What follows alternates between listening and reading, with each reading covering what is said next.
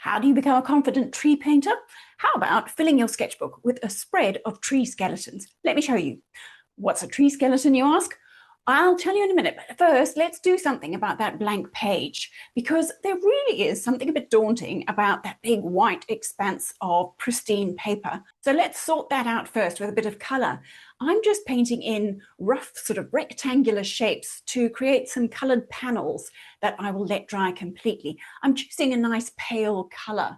I've gone for a muted sort of blue because I've got a wintry feel going on for my trees, which I'll talk to you about in a minute. Of course, if you feel like a bit more colour, go right ahead. It's your sketchbook, you decide.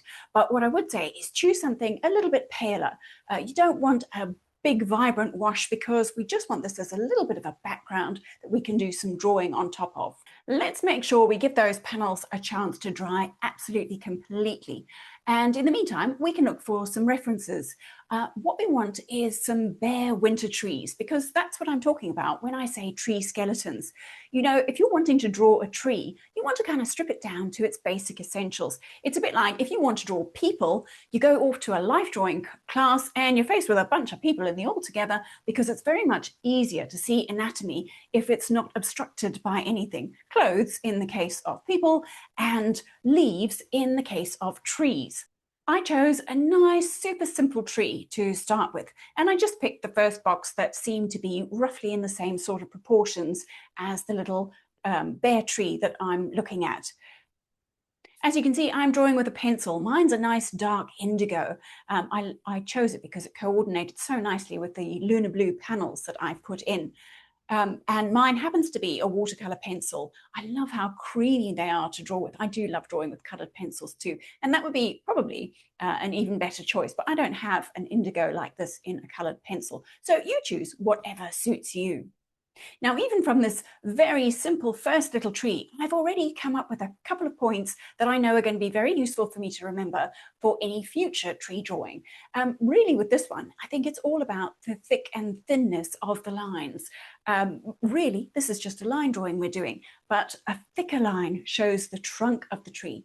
And all of these, the trunks and the branches, start off thick at the base and narrow to a point. This is actually harder to do with your pencil than it is to do with a brush. So when we come to painting these trees in the future, that will be much easier to do. And of course, you might want to be drawing with something a bit more like a brush pen or even a fountain pen.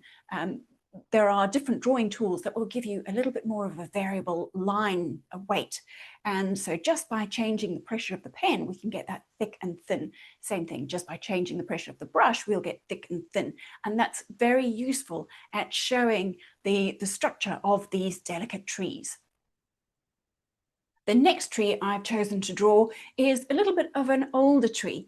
And the thing I'm noticing with this one is just how angular it is. And I think this is one of the things that when we're trying to draw a tree and it's looking a little bit cartoonish, it's possibly because we haven't noticed just how angular some of these branches are. We tend to think of the trunk straight up and down. And indeed, there is the odd tree that is like that. But for the most part, most of the trunks actually have a little bit of a lean to them. And you'll see that even the branches, as they grow, there are little almost kinks in the branches. I think the branches must grow for a little bit and then it kinks a little and then grows in a slightly different direction.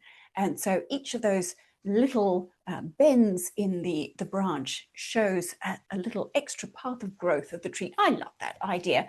Whatever it is that helps you remember these things about the tree and notice them, observe them when you are trying to paint something, the better your tree is going to look.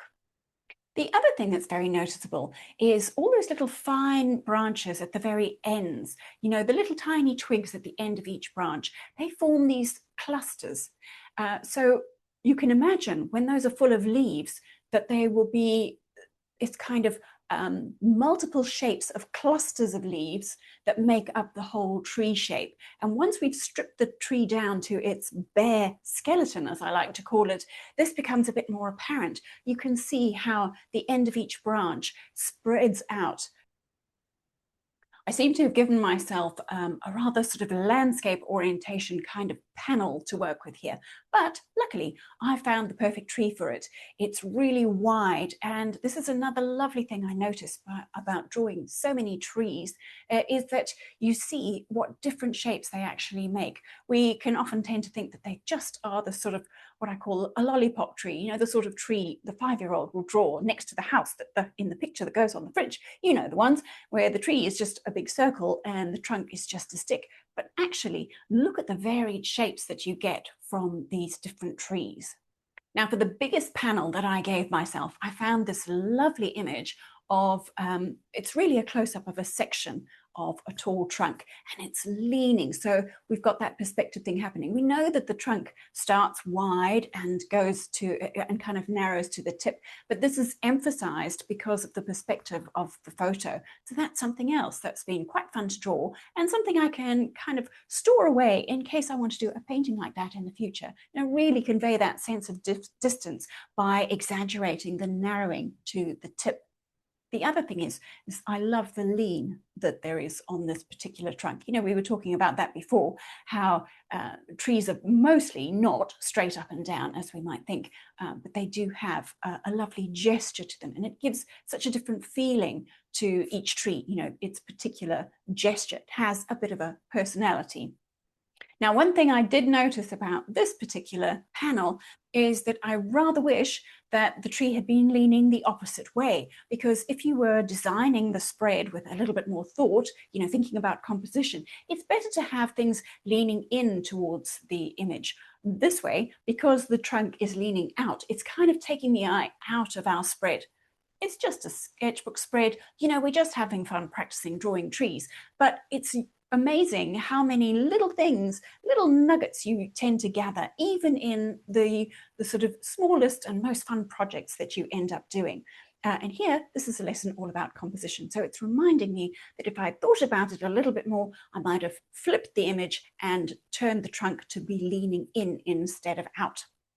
This little tree has a branch that is extending out, a big, strong bough that comes out. And there was a tree just like this in my children's school playground, and the kids all absolutely loved it. So I'm very drawn to a tree like this, but it also is another example of how trees can have their own quirky shapes and personalities. You know, they're not just a stick and branches coming equally out of either side in a uniform kind of fashion. I happen to have given myself 11 panels. It's, you know, it doesn't matter. However many panels seem to fit onto your page is going to be a good number for you. But there are so many advantages in giving yourself multiple panels to work on. You know, if we had just left it with one big blank page and set about drawing a tree, sure, we probably would have done it, but you're kind of putting a lot of pressure on that one tree that you're trying to get right on your page. It's just a sketchbook and nothing has to be right, you know what I mean? But I think it is so much easier knowing that I've got 11 chances to draw a tree. I know it's highly likely there's going to be a couple that I don't like at all, and there probably going to be one or two that I really do like. It's given me a lot more opportunity to just play and experiment and not feel so much pressure about filling that page with one good thing. The other thing I like about breaking up the page into these little panels is it means that you've taken your big task, your big project of filling the sketchbook page, and broken it up into lots of little mini projects.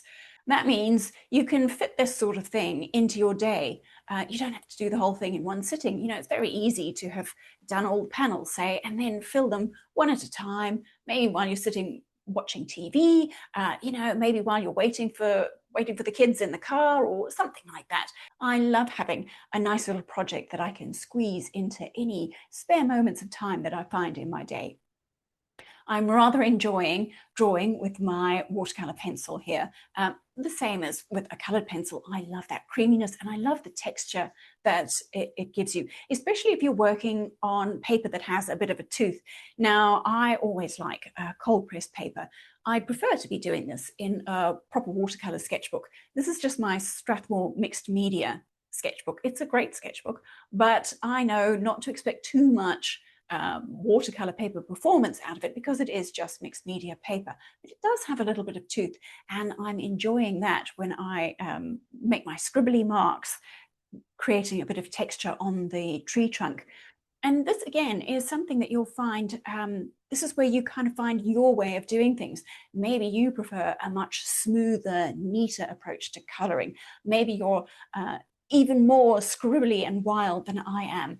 But there's no right or wrong. And I have been really enjoying putting in these darker marks. It's what we're doing here is working obviously in one color. The sort of a monochrome page has a sort of elegant charm to it, don't you think? But I'm still appreciating little darker accents. You know, it's all about value. I don't think I'll ever be able to make a video that doesn't mention value, because value is so important. It really does bring your drawings to life. And my little extra scribbles down the trunks of some of these trees on one of the sides, which is suggesting the sort of the shadow side of the trunk, I think really add to this. So even in a single color study, you know, something monochrome like this, I'm noticing how much I appreciate the deeper values. That's also something that I will definitely be bearing in mind for any future paintings. But notice what a different character each one has. Once the page starts coming together with all these different, with a different tree in each panel, you do start seeing what I was talking about with the kind of the personality or the characteristic of each tree. And it's to do with its shapes and its angles. So it means that if you were creating a watercolor painting, or perhaps you're doing another project and you want to create a particular feeling, one of the ways to do it is by making sure that you bear that in mind, designing the shape of your tree. You can see here's one that has got a sort of softer, curvier, sort of weeping willow, gentle shape, curvy, less angles. And then the very spiky angled one has got a bit more of a spooky feel. And of course, there's a perfect prim and proper straight up and down conifer shape that has its own strong structural impact. And the little one we started with is all very simple and prim and proper, and it's reminding me a bit of the Bridgerton tree, you know, the one I mean, the one that's at the start of all the Bridgerton films. I know you've been watching them, me too. I know it's going to come as no surprise to you to hear that I love painting trees in watercolor. I even did a tree workshop that is completely free. So if you fancy having a go at painting a tree in loose expressive watercolor, check the links in the description. I popped them in there. This is the sort of project that you could repeat over and over again. We could fill this whole sketchbook just using this basic idea, changing the panels, changing the colors, changing the drawing materials. I'm quite excited about doing this tree sketchbook spread again, but I've got a different idea. I think I'm going to try and do a summer take on it next. So if you're watching from the future, I will have popped that video up here. If not, come back next week and paint some summer trees with me.